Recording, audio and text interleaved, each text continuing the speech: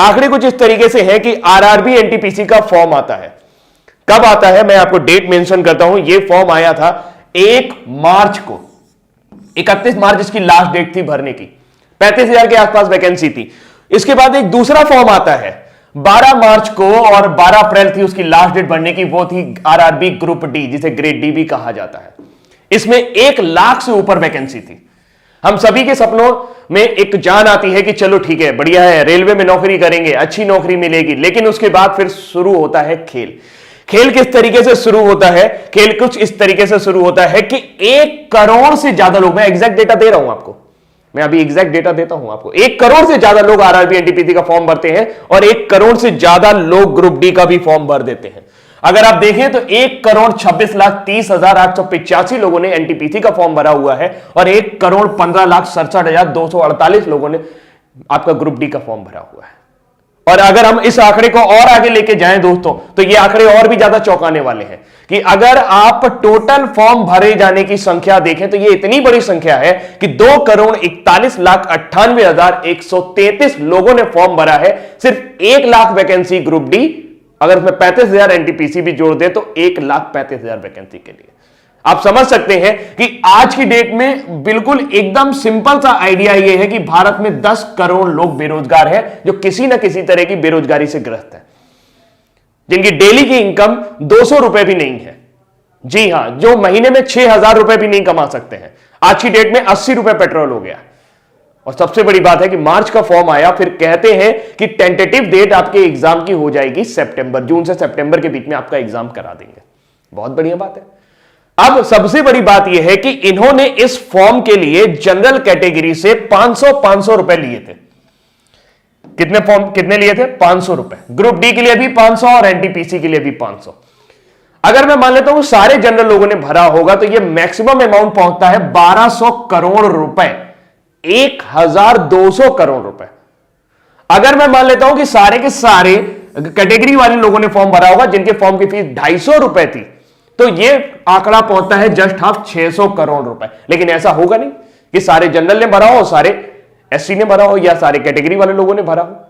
तो मैं एक आंकड़ा मान लेता हूं कि कम से कम सरकार के पास 1,000 करोड़ रुपए के आसपास होना चाहिए, जो उनके पास मार्च और अप्रैल 2019 के दौरान आया था। मार्च अप्रैल 2019 बीते हुए लगभग 1 साल होने जा रहा है, फरवरी आने वाली है और एग्जाम की डेट का अभी भी कोई पता नहीं। मेरा दिमाग तब खराब हुआ या मुझे गुस्सा तब आई जब कई सारे मेरे स्टूडेंट जो मुझसे पढ़ रहे थे वो ये कल कह रहे थे कि सर एग्जाम का पता ही नहीं चल रहा कि कब होगा, क्या करें, आत्महत्या कर लें क्या? दोस्त, कमजोर नहीं होना, हम आत्महत्या नहीं करेंगे। क्यों करेंगे भाई आत्महत्या? हमारे जो 500 रुपए हैं, जो 250 रुपए हैं, वो इन लोगों ने दे रखे हैं और 1,000 करोड़ रुपए इनके पास है और ये एक वेंडर डिसाइड नहीं कर पा रहे हैं। इनको एक वेंडर नहीं मिल रहा जो एग्जाम कंडक्ट करा सके। धारा 370 हटानी होती है, 1 दिन में हट जाता है। एनआरसी सीए लाना होता है, 1 दिन में आ जाता है। 2 करोड़ लोगों की जिंदगी का सवाल है यार। 2 करोड़ लोग इस आस में जुड़े हुए हैं। मैं जानता हूं कि 2 करोड़ लोगों को वैकेंसी नहीं मिलेगी, लेकिन उनको कम से कम एक जीवन का पड़ाव तो खत्म होगा। जो दिन भर वो टेंशन में रहते हैं कि तैयारी करनी है, तैयारी करनी है, तैयारी करनी है। दुनिया भर के कोचिंग वाले, दुनिया भर के चैनल वाले सब उनको बेवकूफ बनाने की कोशिश कर रहे हैं और लगातार उनसे पैसे ऐंठ रहे हैं। एक बैच शुरू होता है, फिर दूसरा बैच शुरू होता है, फिर तीसरा बैच शुरू होता है। बैच खत्म होने का नाम नहीं ले रहा है और नौकरी आने के नाम नहीं ले रही। क्या आपकी कोई जिम्मेदारी नहीं बनती है? नेताजी, मैं आपसे ही कह रहा हूं, ये वीडियो इतना शेयर करना कि नेताजी तक पहुंच जाए। क्या आपकी कोई जिम्मेदारी नहीं बनती है कि 2 करोड़ 41 लाख लोगों के ऊपर आप ध्यान दें? यह संख्या आपके लिए मायने नहीं रखती है और आपके लिए नहीं मायने रखती तो ये 1,000 करोड़ रुपए का आप कर क्या रहे हैं? ये किसी घोटाले से कम है क्या? किसी भी बैंक में डाल दोगे, घटिया से घटिया बैंक में भी अगर 1,000 करोड़ रुपए डाल दोगे तो वो बैंक जिंदा हो जाएगा। पूरे देश की आबादी सिर्फ 137 अरब है। मैं सिर्फ इसलिए बोल रहा हूं क्योंकि 1,000 करोड़ रुपए अगर आप उनको भी बांटना शुरू करेंगे तो कई लोगों के जीवन सुधर जाएंगे। और आपको क्या लगता है जिन्होंने ये 500 रुपए दिए वो बहुत अमीर घर से आते हैं? उनके घर में BMW खड़ी है, उनका बड़ा सा मकान है? जी नहीं, वो कभी भी आरआरबी ग्रुप डी और एनटीपीसी की नौकरी करने नहीं आएंगे। ये वो लोग हैं जो तिल तिल करके तैयारी कर रहे हैं, अपनी मेहनत खून पसीने की कमाई से तैयारी कर रहे हैं, वो पैसा देने की कोशिश कर रहे हैं। अब हम क्या कर सकते हैं? हम कुछ नहीं कर सकते। क्यों नहीं कर सकते? क्योंकि हम सिस्टम में नहीं है, आप सिस्टम में हैं। मुझे नहीं लगता कि आपके पास ऐसी कोई वजह है जिसकी वजह से आप एक वेंडर डिसाइड नहीं कर पा रहे। आप हर 3 महीने बाद एक बहाना बना देते हैं कि हमें वेंडर नहीं मिल रहा। अरे वेंडर नहीं मिल रहा तो ये 500 रुपए आपने कैसे डिसाइड किए? आपने कैसे डिसाइड कर लिया कि एक लड़के का खर्चा 500 रुपए आएगा? क्या वेंडर 500 रुपए से ज्यादा नहीं ले सकता आपसे? सिर्फ सोची समझी रणनीति है। मार्च में आपको यह पैसा मिला है, 1000 करोड़ रुपए आपके बैंक में पड़ा है और आप एक वेंडर डिसाइड नहीं कर पा रहे। 1000 करोड़ रुपए बहुत होता है। आप कहेंगे सर 1 करोड़ लोगों का वो भी तो करवाना है, एग्जाम भी तो करवाना है। तो ये 500 रुपए भी तो आप ही ने डिसाइड किए थे। जहां 100 रुपए फॉर्म के लगते थे वहां 500 रुपए लिए आपने।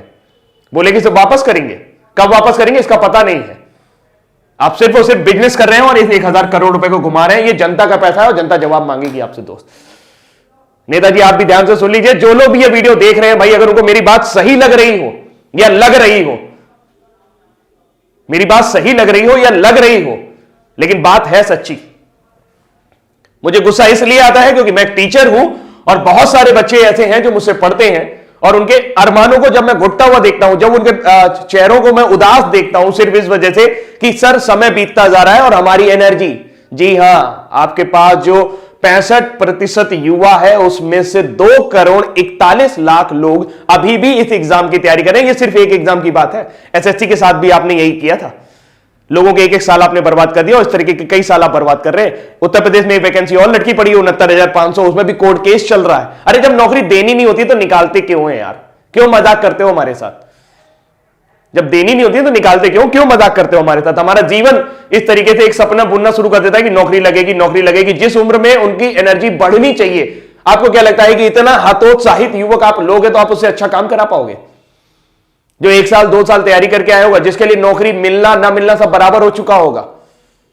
अरे कोई प्लानिंग ही नहीं है यार। बड़े बड़े आईएएस बैठे हो आप लोग, इतना सारा आईएएस भरा पड़ा है, सब जिसको देखो वो बहुत ऊंची ऊंची पोस्ट पे, वो लोग बढ़िया गाड़ी से चल रहे हैं, बढ़िया बंगले से घूम रहे हैं, सारा सब कुछ उनका जीवन सुलभ है, उनको इनकी फिक्र नहीं हो रही। किसी को इनकी फिक्र नहीं हो रही। 2 करोड़ लोग, ओ माय गॉड, इतनी बड़ी जनसंख्या है 2 करोड़, कुछ कहने को नहीं। अगर अपने दम पर आ जाएगी ना तो आप परेशान हो जाओगे, आपका सिस्टम मिल जाएगा पूरा। बहुत बुरा है, बहुत बुरा है। भावुक हूं मैं, बहुत ज्यादा बुरा है। अभी के लिए इतना ही रखता हूं, लेकिन उम्मीद करता हूं कि मैसेज आपको मिल गया होगा। इस वीडियो को इतना ज्यादा शेयर करिएगा कि सबके पास तक पहुंच जाए, खासकर